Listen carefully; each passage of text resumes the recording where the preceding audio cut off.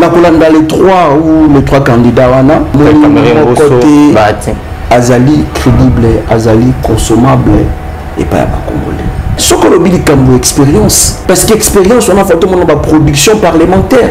La République est pessi bango mioso. Mais en retour, qu'est-ce que bango ba pessi ba congolais? Kochan de Kokamerewana, c'est encore exposer notre République. Kamere, c'est une personne de la rétrocommission. Kamere, c'est un monsieur qui n'est pas sur lui. Excellence, Monsieur le Président, l'honorable Vital Kamere. Monsieur le Président de l'Assemblée nationale, félicitations. Mes respects, Excellence. Mes respects et merci pour tout. La loyauté, il fallait réitérer mon peuple congolais. Parce que on va payer ça et mieux. Donc c'est-à-dire que ce sont toujours les erreurs du passé où ils allaient se répéter. Je n'avais jamais demandé d'être candidat président de l'Assemblée nationale. J'étais en réalité le choix du président de la République depuis plus de 2 mois. Les autres sont venus exprimer leur desiderata. Kamere Balinga qui était. On a même dans ma photo plusieurs fois. Bato o mama tono ya mamingi ezalaki plus Mbosso, Bahati et Bemba. Mais saviez-vous Etienne Tshisekedi? Azalaka na confiance à Kamere.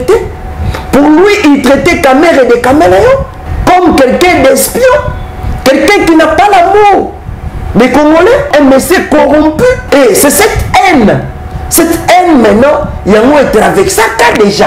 Et pas Maman Martz. Balingaki va faire crouler Kamere. L'UDPS a besoin de bateau ou bazali capable. Il y a ça selon volonté na bango, non volonté à peuple. Avec tout ce qui se passe, na côté la paix et comportement Mbosso Bahati, je trouve qu'il y a quelque chose qui se prépare.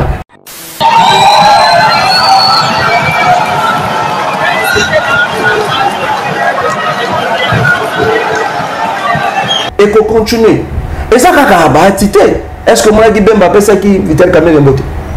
Est-ce que moi dit Augustin Kabouya ça va gagner? On a dit ça Manokonde. C'est comme si déjà il y a quelque chose qui n'allait pas bon. Kamere est désigné la primaire, mais il n'est pas encore élu. Les choses risqueraient de changer avec le temps.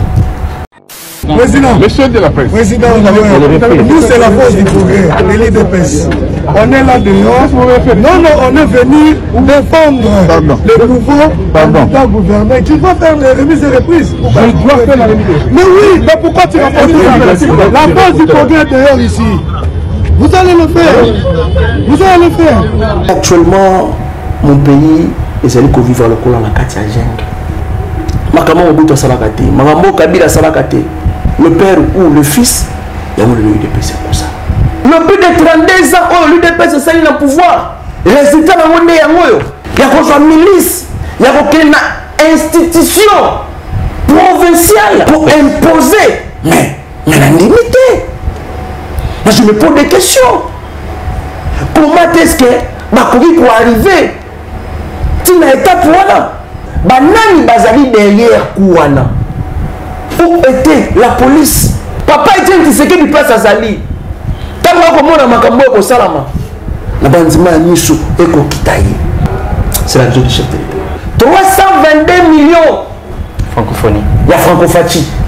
Et Kendaka Kamboui. 14 millions. Tolobate. Nous sommes dans la vision chef de l'État. 1,4 millions disons. Détourner la Transco.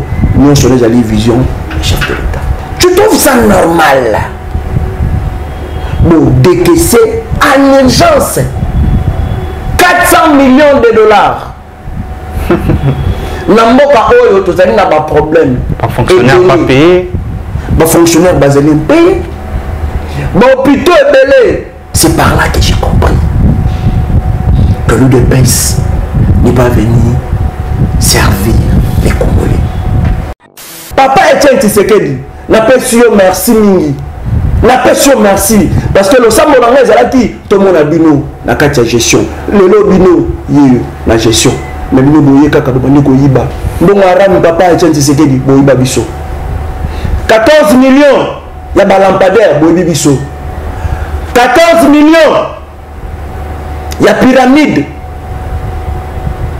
na mbujimai bolie biso mbango na biso mpio di papa Etienne Tshisekedi tobosani te tokorappele yo kaka papa Etienne Tshisekedi topesi yo merci na école oyo formeraki biso école ya miyibi merci beaucoup papa Etienne Tshisekedi na école kitoko oyo yo bongisaki mpo na kopesa bacongolais le détournement d'abord tomoni yango le kazali d'abord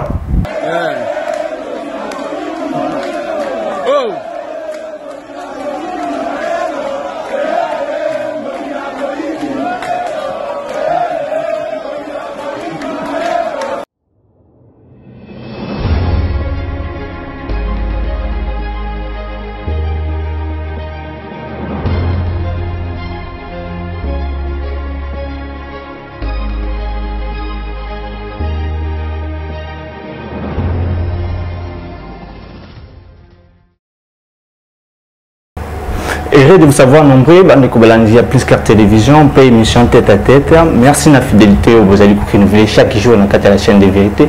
Paye émission Nabino tête à tête. Et vous avez le tout avez c'est moi Royamba pour Nabino, moi Namboka Méditerranée, la Junior Petit, Kabila Foriver, Naïne de Kosola Maïta Limboka Nabiso, République démocratique du Congo, actualité, grands événements à venir et tout ce qui se passe au pays. Déjà c'est ce plateau, moi Namboka Méditerranée, bonjour. Bonjour Madamboka, merci pour l'invitation. Et na pesi mbote na bakongomani nyonso bazui libako Rolanda biso na ça dépend yangonga. Ceux qui Rolanda biso 18h na pesi bango bonsoir. Ceux qui Rolanda biso lobi na tango na pesi bango bonjour. Et na pesi ba nego nyonso ya diaspora ou bazali Rolanda biso mokili mobimba na pesi bango bambote. Mais ezala ki na libako après avoir que ça la émission quelque part, ils ont abandonné comme tout le monde a une question concernant Makambo le Kanakati à ville province de Kinshasa par rapport à choix il y a un nouveau dirigeant de Bakokamba ville province de Kinshasa. N'abisa qui Bakongomani particulièrement Bakinois et c'est ngeli na bango que Kinshasa ezali kaka ville, ezali kaka province, ezali capitale de la République démocratique du Congo. Miroir. Ezali miroir avec une superficie de 9965 km². Donc imaginez-vous Paris et Bogota combien de fois. Ok? Kinshasa c'est la plus grande ville que le Kaba ville Union Soro à Congo. Vous voyez. Alors, Nakota là. Bientôt l'élection, il y a un nouveau gouverneur.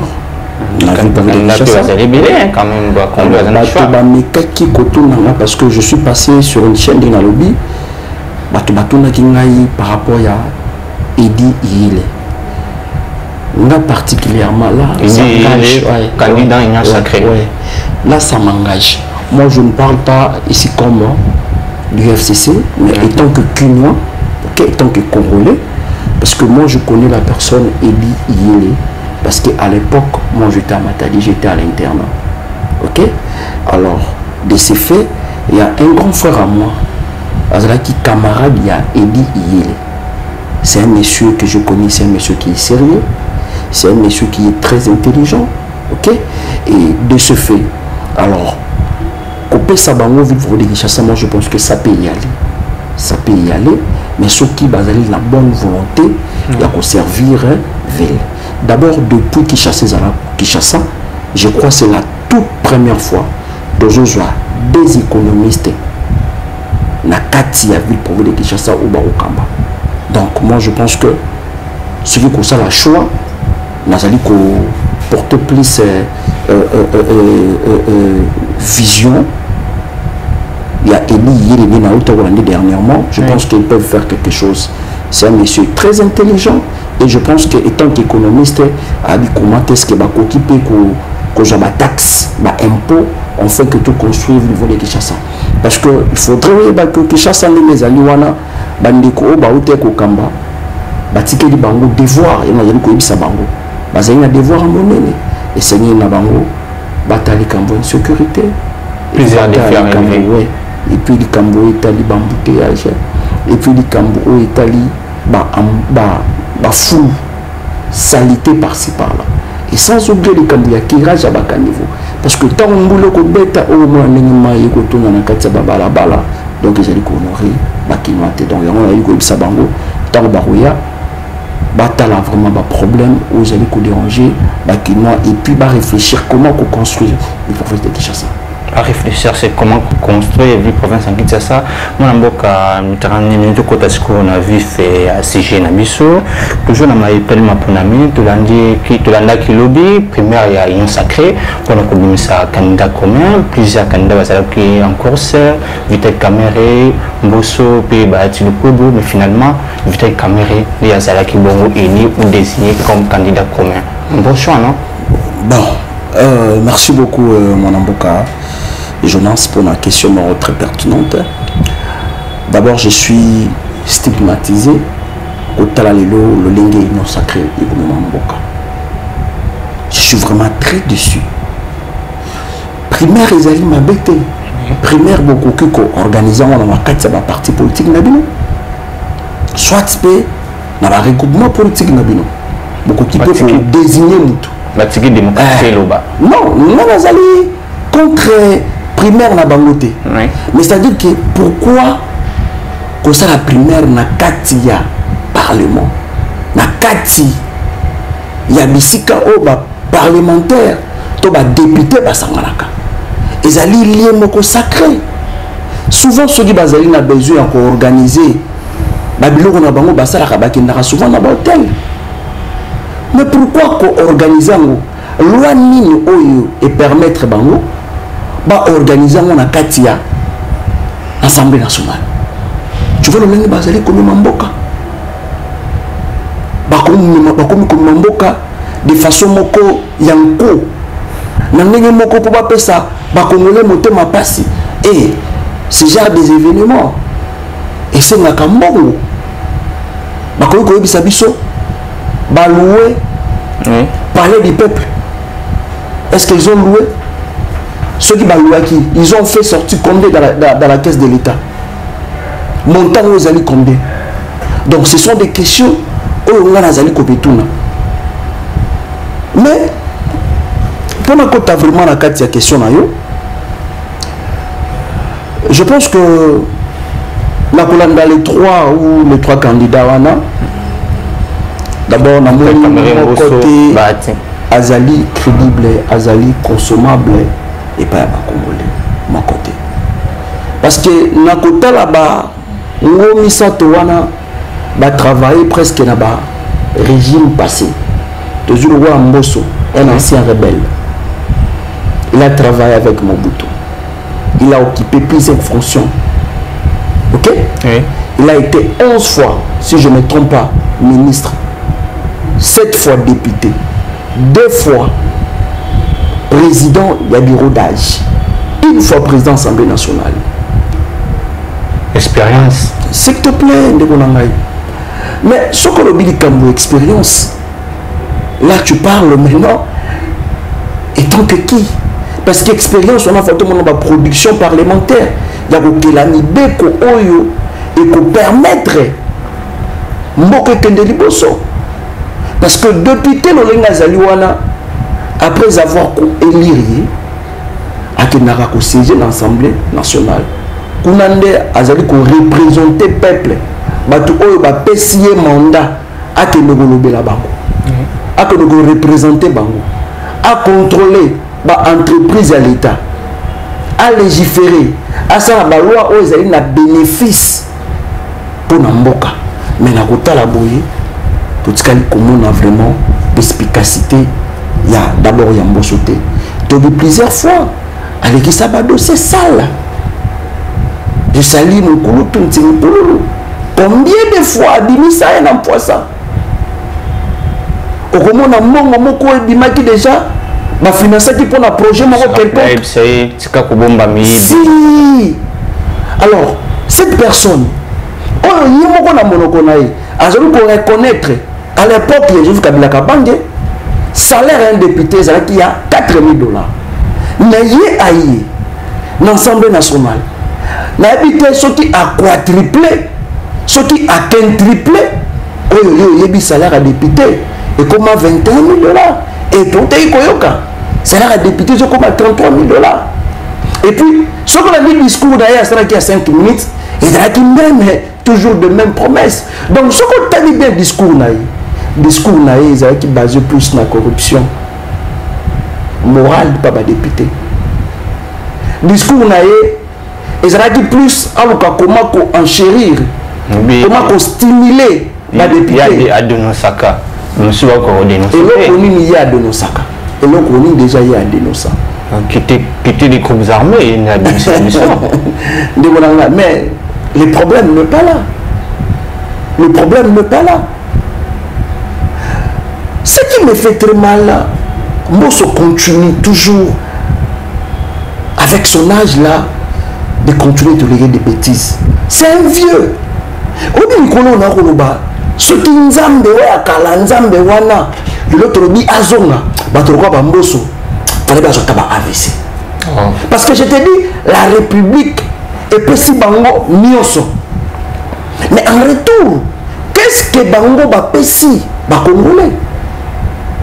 Il a fallu qu'on promette les sous sur le jeep, qu'on bâtisse sa salaire. Il y a des députés, mais pourtant va fonctionnaire. Salaire n'a pas besoin de l'Assemblée nationale. Kaka député. Regardez l'égocentrisme. Azoko stimuler Kaka plus la députée. Mais ce qui d'abord au Tali, assistant parlementaire, ça lui colle là. Je crois, ça a dit ceux qui 4 mois, ça salaire na bangote. Indemnité de sortie na bangote, lelo, très le consoité. Donc moi je pense que Mbosso en étant comme président de l'Assemblée nationale, je crois que Mabé et Salami Mingi. Mon ami, ngai na kolinga, ebisa bango, dino, bopé sangali sous chance. Ya kozonga na ebongana. Pourquoi? Parce que cette fois-ci, Tokorobelande, Makambo est du peuple. C'est-à-dire que tu stimuler le gouvernement. Parce qu'il y a 3 formes de pouvoir. Tu as un pouvoir exécutif, législatif, et judiciaire. Ok? Or, bango bazali ba législateur, bango bazala kanibeko. Pourquoi pas qu'on s'ala nibeko en faveur des fonctionnaires à l'État? Pourquoi pas? Pourquoi pas qu'on s'ala nibeko en faveur il y a peuple? Les soldats zali koza combien? Moins de 400 000 francs. Enseignants les zali koza combien? Donc vous voulez encore qu'on triple, qu'on quintuple les sous-salaires à bas député? On se met là-bas les sous-budget. Le gouvernement nous a sous mon budget. Pendant que les lois sont dans l'hôpital, on va aller kozanga.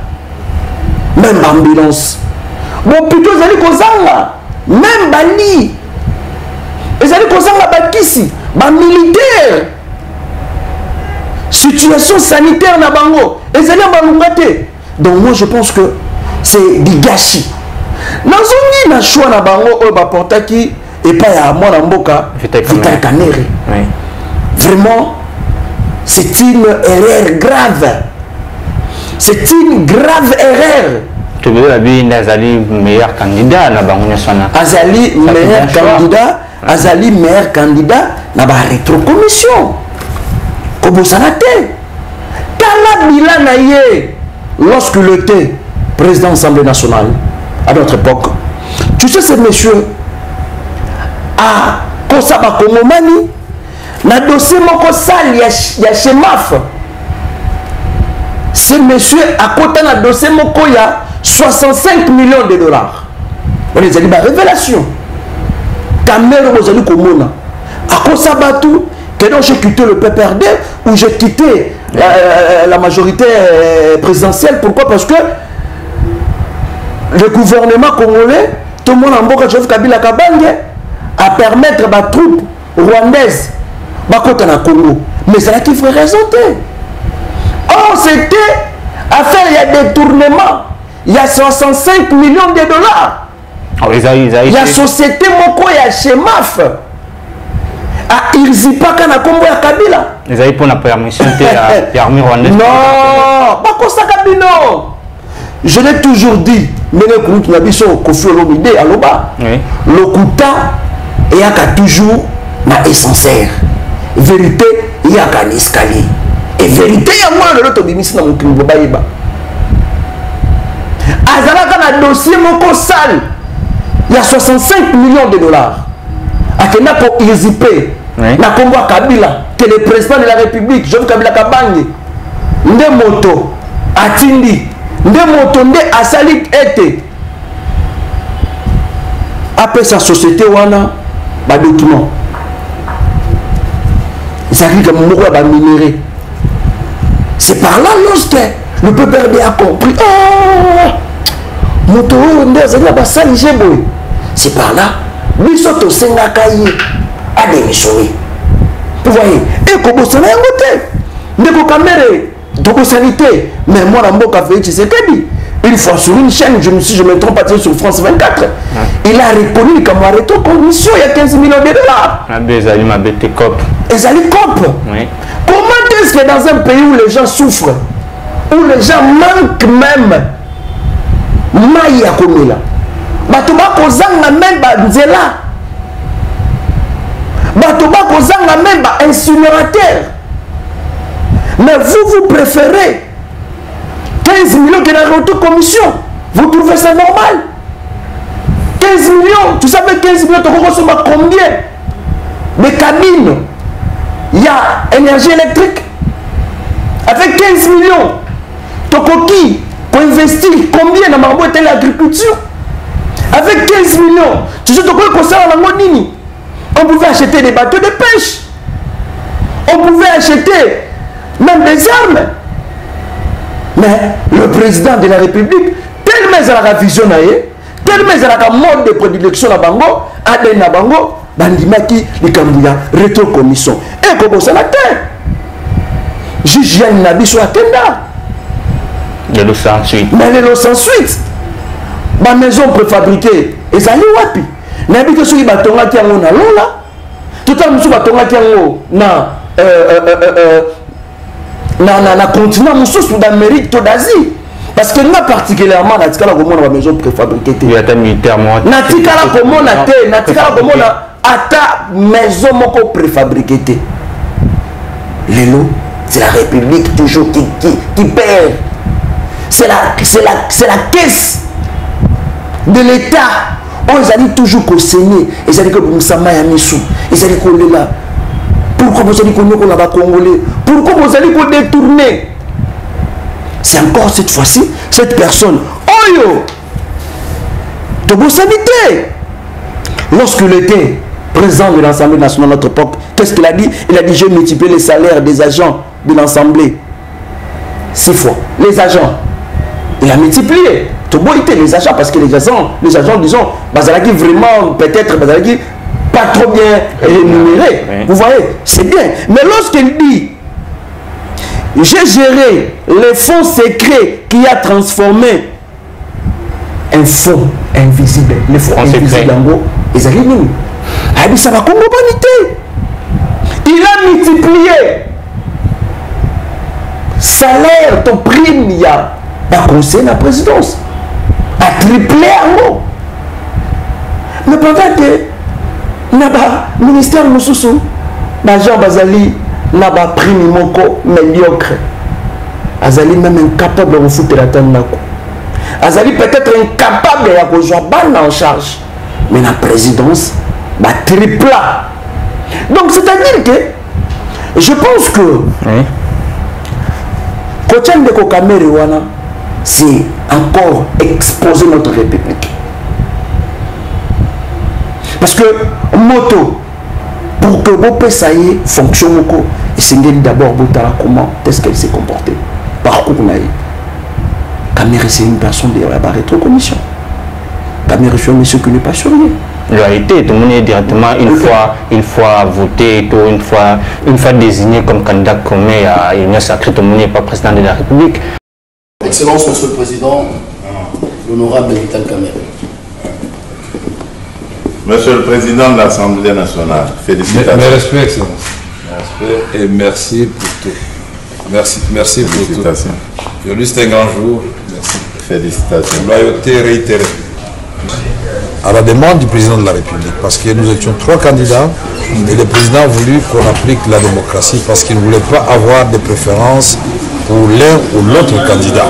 Je dois d'abord rendre grâce à Dieu qui a fait que cet événement puisse avoir lieu. Remercier le président de la République pour la confiance qu'il m'a toujours faite et je réitère ici cette confiance auprès de la haute autorité de l'Union sacrée. Je voudrais aussi féliciter les organisateurs, c'est-à-dire le présidium, aujourd'hui présidé par l'honorable Augustin Kabouya, président AI de l'UDPS. Remercier le président Bosso et le président Bahati qui étaient dans la course avec moi. Nous avons gagné ensemble parce que nous avions pris l'engagement devant le président de la République de mener un combat loyal, démocratique, et que ce combat ne laisse pas de séquelles, que ce combat ne nous divise pas, que ce combat se fasse dans la loyauté, et que bien au contraire, que celui qui gagne puisse avoir un regard tout à fait particulier envers et respectueux envers ceux qui ont perdu, et que ceux qui ont perdu comprennent qu'ils n'ont pas été frustrés, mais c'était la volonté de la classe politique, de la majorité.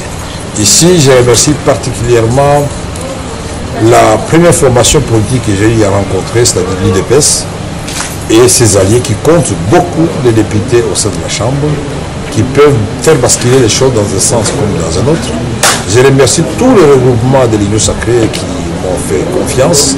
Je remercie les amis du PSR, Tony Kankou, Jean-Lucien Boussa, Julien Paloukou, Bokele et d'autres qui nous ont accompagnés dans ce dur combat. Maintenant que je vais devenir président de l'Assemblée nationale, inévitablement, parce que je serai le candidat de l'Union sacrée de l'opposition, candidat unique, et je voudrais rassurer tout le monde que nous allons travailler dans l'harmonie, que nous allons faire en sorte que nous puissions redorer l'image de l'Assemblée nationale et du député national. Nous allons faire en sorte que la séparation des pouvoirs soit une réalité. Nous allons pousser le gouvernement, la première ministre et les ministres à remplir leurs assignations contenues dans le programme du gouvernement, dans le contrôle parlementaire, c'est la guerre. Nous allons faire en sorte que les cris de détresse de notre population profonde soient relayés dans les débats à l'Assemblée nationale. Et surtout, cette agression rwando-ougandaise contre notre pays, et particulièrement dans le Nord Kivu et dans l'Ituri, il faudra que là, cela se sache. Nous allons faire en sorte que les réformes soient élaborées et adoptées à temps pour que les actions du gouvernement trouvent un matelas sur lesquels elles vont prospérer et porter des fruits en termes d'héritage que le président voudrait laisser à notre pays. La loyauté, il fallait réitérer mon peuple congolais. Parce que on va appeler ça une notion. Alors, tout le ministre économie, qu'est-ce qu'il a fait dans ses ministères? Qu'est-ce qu'il a fait? Les lots prix dans le marché, ils allaient instables. Les lots taux à dollars. Ok, les machines, on a 29. Toi, le président de la République, s'il te plaît, ok, na gombe kuti na 30. Okokende na ngaba okuti yango na 28.5. Parce que vous maîtrisez en côté. Donc chaque commune ils ont un taux. Et comme le courant de Balobaka, 1000 montres, 1000 airs. Donc chaque commune est comme il faut fixer ton amour. Quel n'a pas marché? Ah, on consomme sac. Il y a l'osso, supposons, na 32 $. Mais si comme on coûte à 34 $. Mais il y a le ministre économie. Passage dans le ministère de l'économie. Qu'est-ce qu'il a fait? Donc moi je pense que c'était pas important que ce monsieur soit là. Est-ce que République Mobimba, Néo Sacré Mobimba, bato baleki maele bazalika misa towana, ndeko Bahati, ndeko Kamere, Pepe Mboso, kaka dango, bato mosusu bazalite, bato maele, o bakoki kokamba Assemblée nationale wana. Mais nazali kolela. Donc c'est-à-dire que ce sont toujours leurs erreurs du passé, ils allaient se répéter. Bakokaki koluka moto mosusu, ba désigné et puis ba tché comme candidat na poste à la présidence. Il y a Assemblée nationale. Et pourquoi seulement primaire on a organisé on a 4 assemblées dans l'Assemblée nationale. Pourquoi seulement la poste on a? Pourquoi basali yangote na 4 pays à l'Assemblée provinciale? Parce que bazali kaka papa moko te maman moko na kombo eno sacré. Pourquoi na l'Assemblée provinciale et ça a mis bon côté tout le monde du désordre. Tout le monde a député qu'on finançait l'élection. Il y a Assemblée provinciale. Bamboutou. Donc c'est-à-dire que c'est une erreur. C'est vraiment une erreur grave. Donc, l'erreur du passé, il y a un allez continuer. Donc je pense que Ndeko Kamere comme candidat, il est sacré, et Zali peut même en violation. Tu as président de la République, il y a président de l'Assemblée nationale. Mais Zali Koko violé même la loi de la République, la loi de la loi mère. C'est-à-dire que Motono Zali libre à postuler. La poste est en présidence. Mais qu'est-ce qui vous dit que, qu'est-ce qui vous rassure que Kamere a posé la main comme président de l'Assemblée nationale? Non. Rien vous confirme. Rien qui affirme. Parce que n'a pas là. Malamu. Kamere Azalaki choix n'a pas voté. Azalaki choix de sécurité. Mais il y a une image et puis on revient.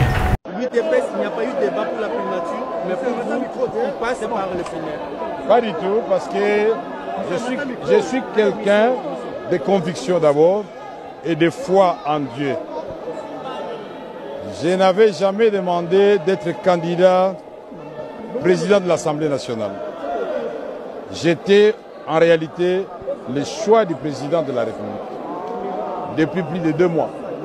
Les autres sont venus exprimer leur desiderata. Le président a essayé d'aplanir les angles des uns des autres. Et puis finalement il a dit, pourquoi pas, ce n'est même pas lui qui a dit, c'est l'un de nous qui a dit, mais pourquoi pas nous renvoyer aux primaires. Parce que le président nous a donné plusieurs opportunités d'être ailleurs qu'au Parlement. Et moi j'étais convaincu qu'avec le travail inachevé, injustement, que j'avais fait au Parlement et au regard des enjeux dans la région des Grands Lacs, ma place était ici, en dehors de la primature. J'ai accepté, et nous tous nous avons accepté, sportivement de nous livrer à ces primaires. Ça fait rehausser la démocratie en République démocratique du Congo. C'est pas facile. Le cœur bat la chamade là-bas. Quand on commence à citer les noms, Kamere Mbosso Bahati, Kamere Mbosso Bahati, c'est pas facile. Mais nous sommes des politiciens. Nous savons que des sommes, des échecs, toujours on arrive à la réussite. Mitran avait fait 21 ans avant d'accéder à la présidence de la République. En 30 secondes, vous revenez après combien d'années ici avec ces ambitions d'être à la tête de l'Assemblée nationale? Est-ce qu'on peut compter sur vous pour certaines réformes institutionnelles?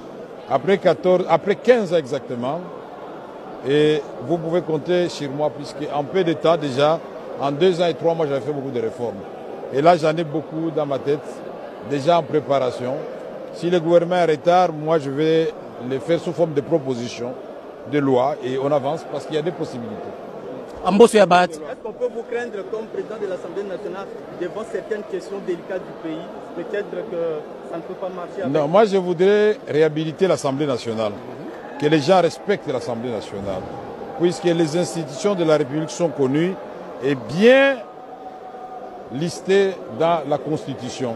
Il y a le président de la République, qui est la première institution. Il y a l'Assemblée nationale, qui est la 2e institution. Il y a le Sénat, qui est la 3e institution. Il y a le gouvernement, qui est la 4e institution. Et les cours et tribunaux, 5e institution. Et une autre institution dont on ne parle pas assez, mais que vous connaissez, c'est les médias. C'est une force et un pouvoir. Et donc, nous allons faire en sorte que nous puissions réhabiliter l'Assemblée nationale. doit faire en sorte que les députés nationaux soient respectés au même titre que les sénateurs américains, au même titre que les députés français. Que le ministre, quand il est interpellé, qu'il se prépare en conséquence parce que nous allons évaluer constamment le travail des ministres pour aider le président de la République à réaliser son rêve des 6 promesses faites au peuple congolais. Nous le ferons dans la loyauté et dans le respect de séparation des pouvoirs. Que personne n'ait peur. Ce n'est pas la première fois que je le fais. ABT, Azaïdia soit président de la République depuis plus de 2 mois. Nous sommes comme manifester nassima et on va dire que la démocratie est là-bas. Je suis président de la République. Ok. Dans une famille, ok, on a un papa. Lorsqu'un papa dit un mot, ok, les enfants doivent le respecter. Ok, ils doivent. Mais moi, je vais maintenant te dire autre chose.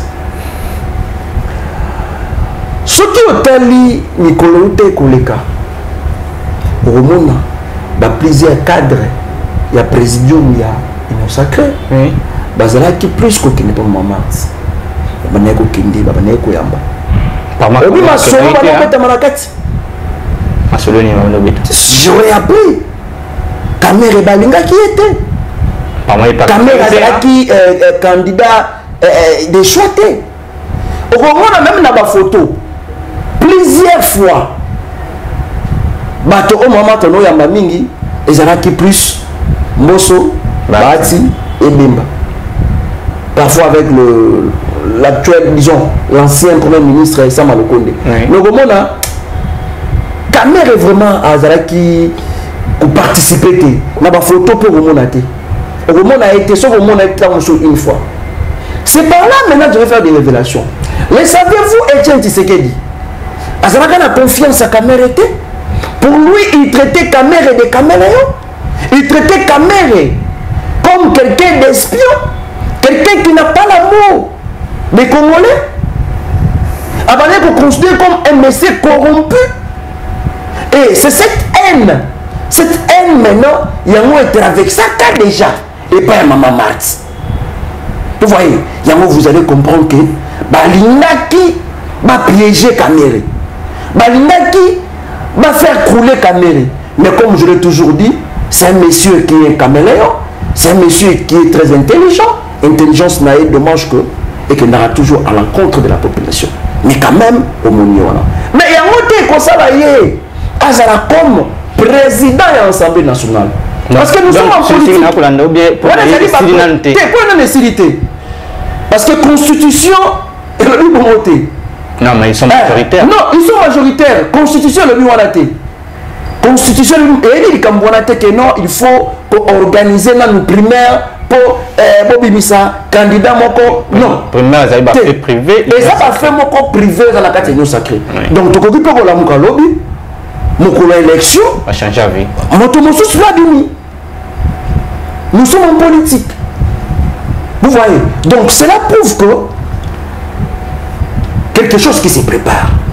Parce que Nakoyoka Kamere, Nakoyoka Yoka Makambo Marabasité, je te dis qu'il y a des pains sur la planche. Et je crains que demain, ce qui est simbité, Bakoluka, moyen Mokopo, sa caméra. Parce que moi je connais l'UDPS. L'UDPS a besoin de bateau ou bazali capable. Il y a ça selon volonté na bango, non volonté peuple.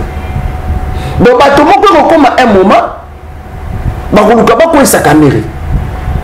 Bako nandimite caméra à ça 5 ans. Caméra bako sa. Parce que caméra a coqué comme bango dire. Parce que caméra azali comme on appelle pardon. Na côté là-bas, nous sommes ok. Si c'est quelqu'un qui ne respecte pas, c'est mort. Il n'est pas comme Kabila. Parce qu'une fois qu'on attend à livrer à Mwanamboka, Vital Kamere, il a dit dans sa propre bouche, Kabila c'est quelqu'un qui respecte ses propres mots. Mais ce n'est pas Félix. Félix Morane est la tombe on a bouté à Bissodé. topé à Wangani. Donc moi je pense que avec tout ce qui se passe, dans côté la paix, comportement Mbosso Bahati, je trouve qu'il y a quelque chose qui se prépare. Il y aura des frustrations. Donc, les derniers mandats, tu sais qu'il dit, mais quand on a un mandat, il y a un problème. La frustration de tout le monde qui est. Et pour continuer.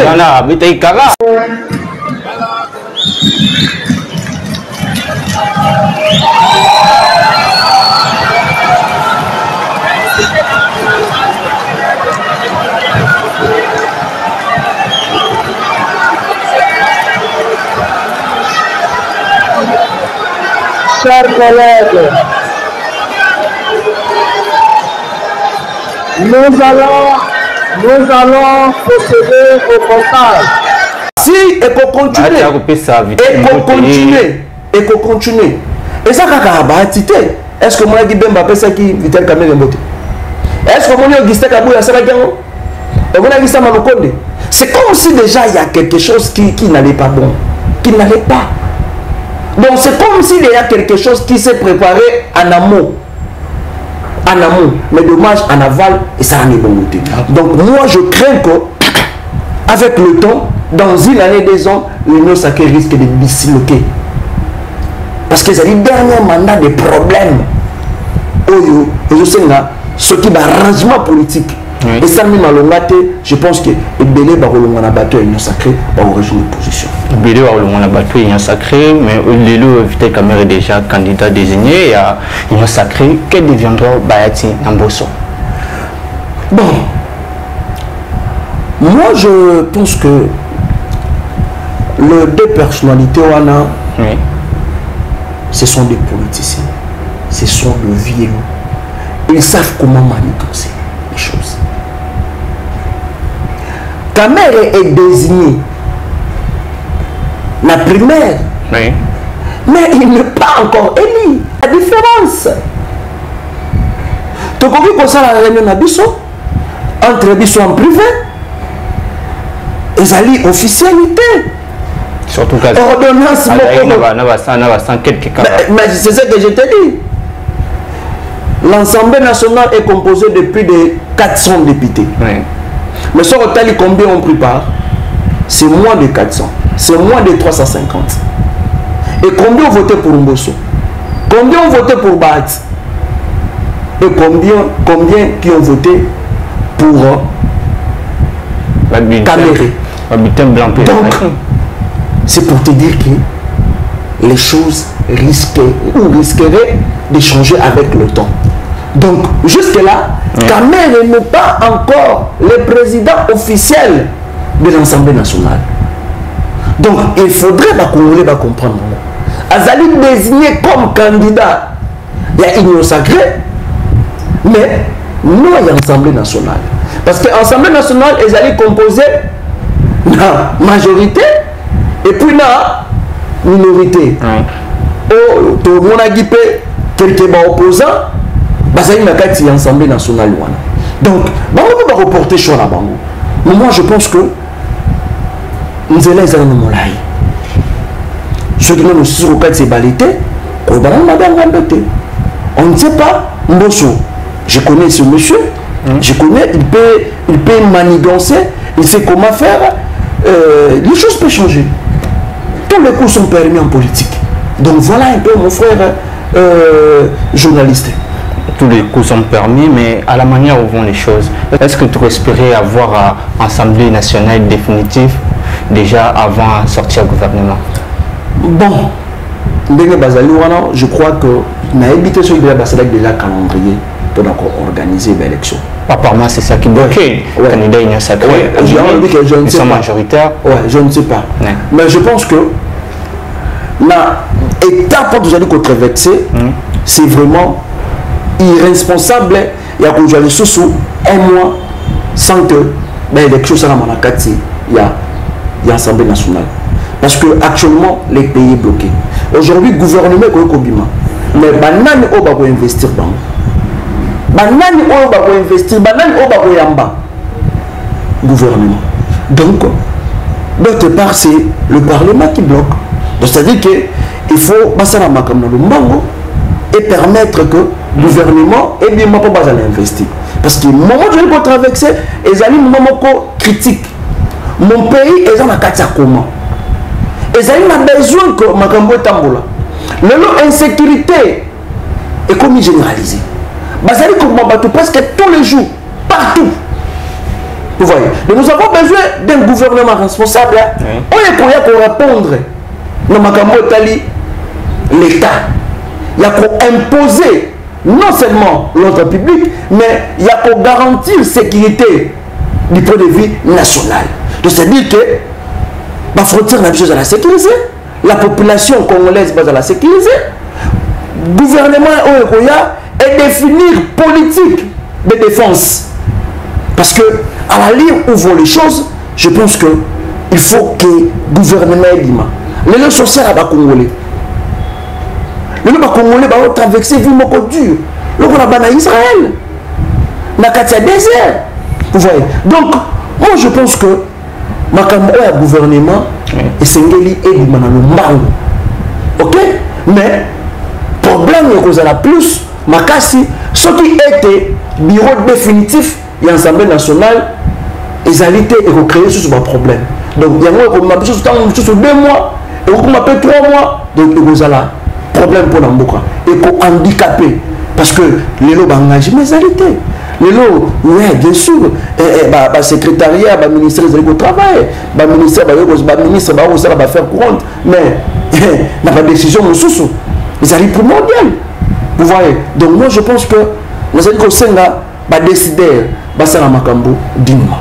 Voilà. On va décider à ça dignement. Tout continuer à l'élection, l'Assemblée nationale et puis l'Assemblée à la province. La ville en Kinshasa, crise, tout le monde est force de progrès, il y a une assemblée provinciale à Kinshasa pour imposer remise et reprise. Tout le monde non, c'est clair. C'est pas le premier. C'est lui qui Président. Monsieur de la presse. Président, nous, c'est la force du progrès, l'IDPS. On est là dehors. Non, on est venu défendre le nouveau candidat gouverneur qui est candidat au président. Mais oui, tu dois faire les remises et reprises. Je dois faire la remise. Mais oui, mais pourquoi tu vas faire la force du progrès est dehors ici? Vous allez le faire. Vous allez le faire. Je vais faire. Il vous écoute. Il vous écoute. Vous allez le faire. Ok. Suivez-moi maintenant. Oui, merci. Je fais un point de oui, nous, force du progrès, nous devons soutenir le président Yassika. Il faut s'en remise réactionnaire. Je pense qu'actuellement, mon pays est allé vivre le col à la Katia Geng. C'est-à-dire que les gens vont maintenant pour ça la confusion. Makama Obuto Salakate, Magambo Kabila Salakate, le père ou le fils, il y a un lieu de PC comme ça. Nazarina Maya Misu. Kotala, milice Oyo Zali Kolani Saba Congolais, Toba Kino Malamute. Il y a pour continuer encore toujours le devant. Milice Ezali entretenir par l'IDPS dans la Mambago Sala. Ezali Makambo Soni. Et toi, tu as dit Banda Toro. Ndekonangaï, Tikangaï. N'est-ce pas dans la législature passée où Bakangaka en otage. Commune Yangalema. Baboyaka, Bougumestre Kota. N'est-ce pas? C'est toujours force du progrès. On a dit qu'on qualifiait milice. Il semblerait Ndakumoko et Zalika Rapena Ngalema.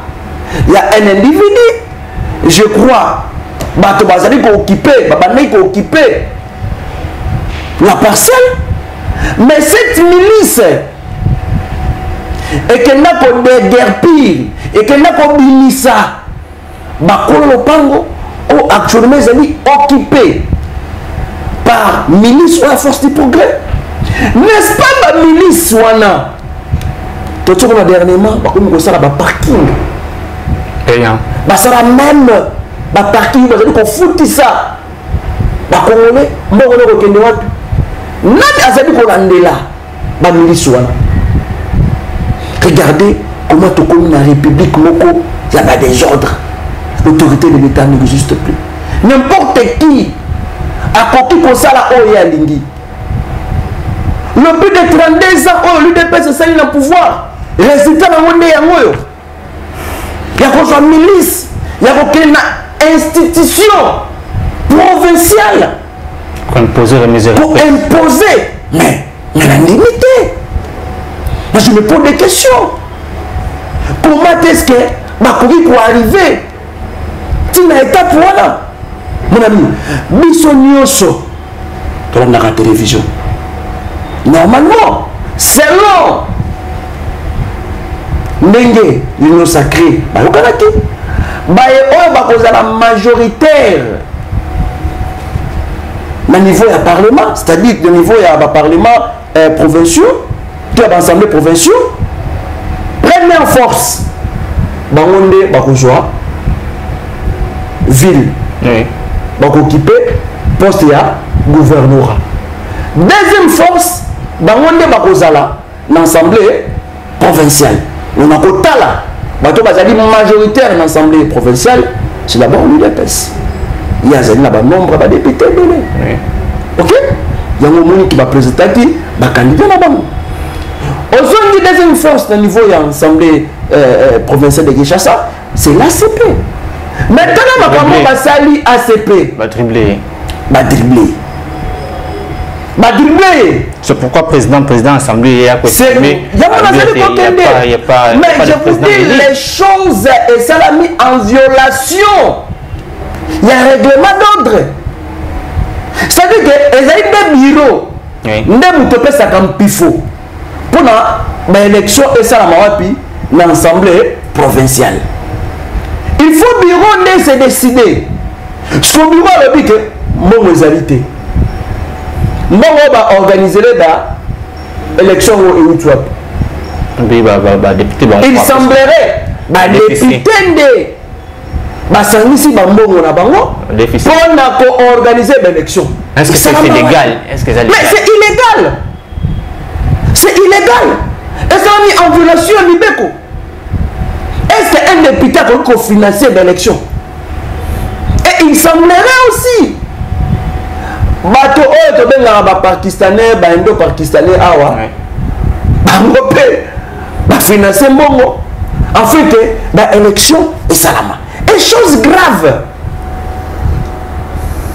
il y a eu un député invalidé député wana après qui part na ba élection mais je me pose des questions. Comment l'Union sacrée est Kambamboka? Moto Oyo Azali élite? Est-ce qu'elle peut comprendre pas l'élection? Donc tout ce qui se fait est allé du désordre en désordre. Donc c'est illégal que les particuliers remise et reprise et ça la Marakatia Assemblée provinciale. Donc c'est vraiment illégal. Et je me pose des questions. Banani Bazali derrière Kouana. Qui sont ces gens de force du progrès? Bazali Banani. On va limiter toujours. Qu'on s'en liboso. Qu'on va imposer. Qu'on s'en makambo en dehors de la loi. Je me pose la question. Où était la police? Il a fallu interpeller Batoana. Parce que Bazali va se mettre la trouble. Bazali même pour imposer remise et reposer Salama. Mais Salama wapi? Mais pourquoi individu, milice moko, il y a parti politique moko, et accepter tika siège d'abord, une assemblée provinciale, pour parler que yogma par force. Vraiment, les alliés gâchent. C'est une honte. Papa Etienne Tshisekedi du place à Zali.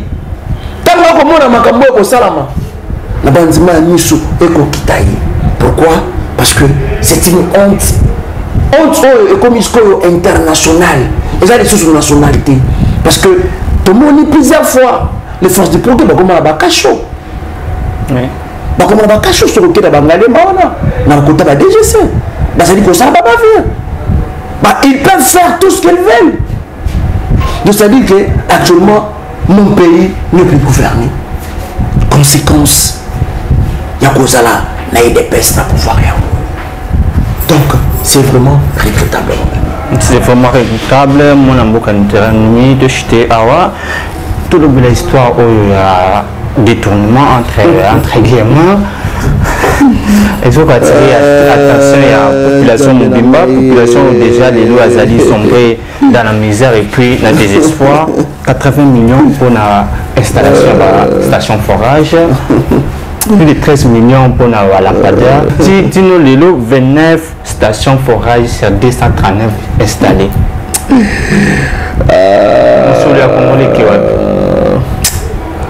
C'est la vie du chef de l'État. C'est la vie du chef de l'État. Tu sais, les amis musiciens congolais, alors bas, oh bah on a baï baraté, mais yotika kaka, mbongo wana, la qui ça bango kaka bisika le bomba, on peut découvrir, c'est ça. Kabila, oh bah traitaki. Kabila, oh, bah, on va traiter de tout le monde. Kabila dit, ok, bino wana. Bogo Jelomboka. Kakaba Kazali. Kazali. Nicolas Kazali, 400 millions. Procédure d'urgence. Lampadaire, Kaka Kazali. Et puis, comment ça l'a fait? 322 millions. Francophonie. Il y a francophonie. Et qui est d'accord. Balandela té, justice et landela été. C'est la vision de qui? Du chef de l'État. 14 millions. Et où t'as eu la caisse à l'État pour la lampadaire, disons pour la construction et la pyramide dans Moujimaï. Tout le bateau. Nous sommes dans la vision du chef de l'État. 1,4 millions, disons. Détourner la Transco, nous sommes allés vision chef de l'État. 57 millions d'habitants. Et Bunga, nous sommes allés vision et chef de l'État. Sans oublier Mbongaram, la trésor public, et ça nous sommes les vision et chef de l'État. Ils allaient vision ya Félix Tshisekedi. Ndeko. Les sommes vous avez dit que ça va élite. Il y a pas nous vous avez dit qu'on dans la université. Donc pona aux la moto malamu baye bayo na mokili. Et c'est qu'il faut bon l'état. Et c'est qu'il faut la détourner. Les gens vont pas ça. Bana na biso. Biso ba jeune. Impunité à moi. 400 millions de dollars. Et que il t'a boy. Pourquoi vous allez interpeller mon frère, notre banale allez vision chef de l'État. Parce que Nako Oyo, ils allaient structurer. Papa na maman bazali, bana bazali. Ce qui était papa Ayoki, moi na Imoko, Nicolas, Aïbaki, to akataki mutu na machette, to azali kuluna, papa Osani, ako interpeller mon ordre de bateau. Mwana salakeba. Mwana keba okanga yo. Mwana. Mais quand le même papa azali koyoka chaque fois bana ne ba boyiba, bana ba ko détourner. Papa Osani le côté cela veut dire papa il est complice. Ça veut dire que papa ne mutu azali ko permettre bango. Basala nini bayiba. Parce que après il se fait moi kosala mosala. On a qualifié incapacité comme I, G de gestion, F de fatigue, IGF. Ah ouais. Mais je vous dis la vérité. Le moins mais n'attends pas parce que l'enquête nous sommes ça là, tu as abouti ça nani. Bakanga nani. Combien ils ont la caisse à l'État. Ba o bakanga bazarap, basukarap. N'est-ce pas o bakanga ba ministre. n'est-ce pas oh bakanga balava bango mbongo ngo ezonga combien mon ami tu trouves ça normal bon décaisser en urgence 400 millions de dollars na mboka oyo tozali na ba problème pas fonctionnaire pas payé ba fonctionnaire bazali payé ba hôpitaux ebele ezali na ba état moko de délabrement ba école ebele ya ba ndeko na biso ya bana biso ezali kozanga babo ezali kozanga ba batola banzela ezali na ba état moko de délabrement ba commune mususu kutu ba érosion ezali ko boma bango banzela manque de caniveau assainissement et ça na makate tous na ba bateau de pêche té tous na ba avion té mais vous préférez de débourser 400 millions en mode d'urgence mais ce qui est ezali na bosenga ya armée mbongima babimisa mbongo te ce qui était bato basalaki musala na bango bazali ko réclamer mbongo to ba fonctionnaire à l'état ba futa bango mbongo ezali te ce qui ezalaki ba infirmier ce qui ezalaki ba médecin vous avez un mode d'urgence te mais pour na ba intérêt égocentrique na bango 400 millions et demi c'est par là que j'ai compris que l'UDPS n'est pas venu servir les Congolais. Ce qu'on t'a dit bien, on analyse 3 mois. La première législature avec Tshisekedi de 2019 à 2023 et Bandara a détournement. Il y a 100 jours, c'est le même. On va dire au mois de février, Nicolas Peter, il s'appelle comme ministre, il y a EPST. Tony Mwaba. En tout cas, c'était une affaire, il y a 7 milliards de francs congolais, si je ne me trompe pas. Nous avons mis ça qui est chef. Bakamae. Bakamae. Moi, on a vu ça à l'ouapi. 400 millions de pays. Et Kei Kakaboye, forage yango basala ki wapi. Forage nini na mokili. Na obi bien, na mokili. Et les cas, 30 000 $. Et ça wapi. Et ça na continent nini. Ça descend dans quelque de deux. Descend dans quelque de deux. Mais est-ce que balingaki kosala ngona lola basala ba canalisation mai ya kambara moko ukoma to mai wana soko meliango okufa susuté to mai wana soko meliango son excellence Nicolas Kazadi albi kutinda kitaka ngo ezali ba ngai mais attaque kitis ateza ki 300 ateza ki 150 000 forage nini. Et pour ma question, entreprise oyo qui marché baselela wapi expérience na bango professionnelle to expérience par rapport ya misala oyo bafourage baselela yango wapi baexécutant wapi entreprise on esala déjà na continent nini na pays nini na ville nini po baya pour taxer un projet ambitieux pour 400 millions de dollars. Mais c'est une gâchis. C'est vraiment une gâchis. Parce que les Congolais, ça n'a pas de problème de belé. Les Congolais ont beaucoup de problèmes. Donc, nous avons besoin que Robota et puis l'autre là, Nicolas Kazadi, ils doivent être présentés devant la justice.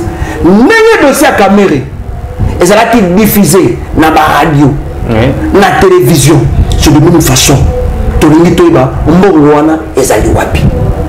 L'UDPS, donc, le plus de 32 ans, pour ça qui n'a pas été, vous voyez, pour la comment Baïbaka. Vous voyez, les gens qui m'ont dit, au niveau national, vous voyez, ils sont bons à ram. Vous voyez, ils sont bons à ram. Si le lot de l'ité bon wana boloja ngo wapi to l'ité bon wana est bo pesaka mo pape bo pesaka mo roi to yebité est-ce que Jean-Marc Kabundu a ça raison te ya kolobake mbongo etravexaka parce que quand on a montant oyo 400 millions de dollars de monanga sur le en franc c'est combien des immeubles avec 400 millions de dollars on pouvait s'acquérir même des bateaux de pêche. Donc c'est la preuve que le régime yaki kosunga bakongole te régime oyo yaki nde kolelisa bakongole régime oyo bayaki nde kolakisa biso mafia moko ya 5G mafia moko visible ozali régime ba Pablo Escobar ce sont des criminels ozali komona bazali koyiba bakongole bazali kosouffrir bakongole bazali na besoin banzela bakongole bazali na besoin ya lotiliki bakongole bazali na besoin bamona chemin de fer ya chemin de fer ezonga tomona ba métro pourquoi pas kosala ba projet moko ya malonga pour le développement mboka mais ils ont préféré un individu yemoko ceux qui un groupe d'individus de moins de 10 personnes bazi mbongo wana babundi on a pesa mabenga na bon tala il est pesa bokeba tala moko eza biso mbongo wana bozali ko yiba wana ezali mbongo ba congolais tozali ko nyokwama banzela malunga ezali te mai ya komela malunga ezali te lotiliki ezali te mais bino bozali ko travailler en détriment ya peuple c'est ça le peuple d'abord c'est ça Etienne Tshisekedi ayokolisa bino c'est ça mbongo haram ekenda kaka boye toloba te donc bino boyaki kaka pour faire souffrir bakongolais donc bino boyaki kaka pour eti moyibi boyaki kaka pour mongela biso insécurité vraiment ezali mawa papa Etienne Tshisekedi napesi yo merci mingi napesi yo merci parce que losambo na ngai ezalaki tomona bino na kati ya gestion lelo bino ye na gestion mais bino boye kaka bobandi koyiba oya na bino kaka koyiba mbongo arami papa Etienne Tshisekedi boyiba biso 14 millions ya balampadaire boyibi biso 14 millions ya pyramide na mbujimai bolie biso mbongo na biso mpiodi papa Etienne Tshisekedi tobosani te tokorapele yo kaka papa Etienne Tshisekedi papa Etienne Tshisekedi kobosana te bafetaka plus de 70 millions na armée na commission sécurité défense esamama na parlement papa plus de 30 millions bayiba kaka na régime na yo papa Etienne Tshisekedi topesi yo merci na école oyo formeraki biso école aniyibi merci beaucoup papa Etienne Tshisekedi na école kitoko oyo yo bonisaki pour repesa ba congolais les détournements d'abord tomoni yango les Kazali d'abord papa Etienne Tshisekedi tokobosa na te yango ngala zali ko préparer germe de fleurs na koya kotika na tombe na yo na koya kotika ngo pour koyebisa yo merci pour mosala oyo ya malunga ya malamu oyo opesi ba congolais kopesa biso Fati Beton vision na ezali détournement impunité voilà. Merci beaucoup bandeko balandi ya Plus Carte Télévision tokomi na suka émission na biso ya mkola lelo merci na fidélité na bino merci na confiance vous allez renouveler chaque jour na kata la chaîne de vérité pe na émission na bino tête à tête mon amboka mais un dernier mot un dernier message peut-être on aura téléphone pour na batna sur il va quoi la mkola lelo. Merci beaucoup bana Congo bana Kabila bana Mobutu bana Lumumba ya Kimpamvita Simo Kimbangu ngai molobeli na bino mwana mboka Mitterrand numéro na ngai ezali 85 soit plus 243 85 24 51 448 plus 243 disons 85 24 51 448 mais pour na kochiter oui na kobisa ba kongomani boye amkose bafumola miso mbongo bazali koyiba ezali mbongo na biso soki na mboka lokola batanzanie bangola bakomi na batrain à grande vitesse qu'est-ce que nous manque na mboka oyo tozali na barichesse qu'est-ce que nous manquons na nayebisa bakongomani Kabila akutaka une dette extérieure il y a plus de 10 milliards de dollars Kabila avakende atikala kofuta nyongo wana mais le peuple d'abord baye dans moins de 7 ans tout comme nous déjà il y a plus de 10 milliards boye bango bazali toujours pour faire saigner la caisse de l'État. Bambongo wana, et c'est là qui tout le monde a mis ça là. Tout le monde a un bateau de pêche. Tout le monde a l'Allemagne d'Afrique. Tout le monde a vraiment basso de mouton. Non, basso de bois. Basso de mpiodi. Bakongolais de Fungola Misso. Parce que encore 5 ans dans le régime, je pense que baza capable d'aboutir à la poisson pour battre les femmes pour battre nos soins. Merci beaucoup, Mme Boka. Nous sommes animés d'avoir répondu à notre invitation. Bandeko Balandia plus car télévision, à l'étude de l'émission du Sampoelo. Merci na papa la Yembazomi sur ma caméra. Merci na Gona Gauche à sa image. DG Joël Comblé, au revoir.